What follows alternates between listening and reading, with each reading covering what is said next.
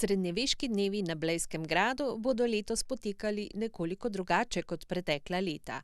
O novostih smo se pogovarjali s Špelo Repnik iz Zavoda za kulturo Bled. Zakaj se obiskovalci lahko tokrat veselijo že 15 srednjeveških dnevov na Blejskem gradu? Zato, ker tudi letos pripravljamo nekaj novosti. Največja pa zagotovo ta, da se ne bomo srečali samo prvi vikend v juniju, ampak tudi 3 nedelje v maju. Novost ni samo ta, ampak pripravili ste prav posebne tematske te nedelje. Ja, res je. Prvo nedeljo vabimo vse moške, tiste ta močne in tiste, ki se morajo še dokazati, da so najmočnejši, ker so jim vitezi Gašperja Lambergarja pripravili prav poseben viteški izziv.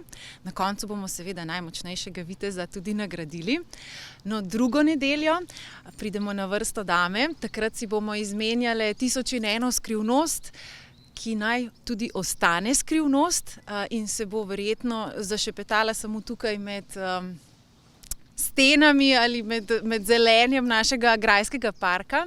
Zadnjo nedeljo v maju, 28. pa seveda za naše najmlajše, za otroke. Takrat vabimo vse, ki bi se radi naučili najbolj na glas smejati, da se pridružijo našemu grajskemu dvornemu norčku in zagotovo se naučijo še kaj več kot to.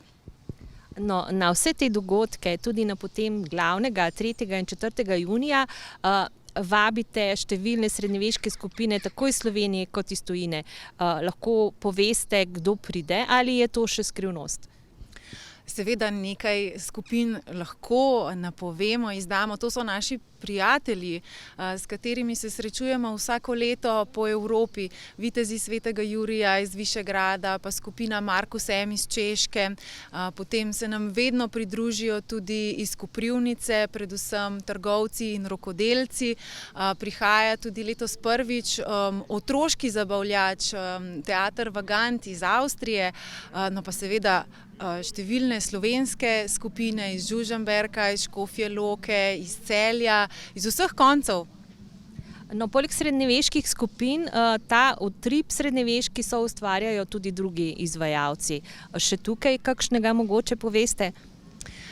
Ja, na srednjeveški tržnici bo zagotovo pestro. Zopet prihajajo številni rokodelci tako iz Slovenije kot tudi iz tujine.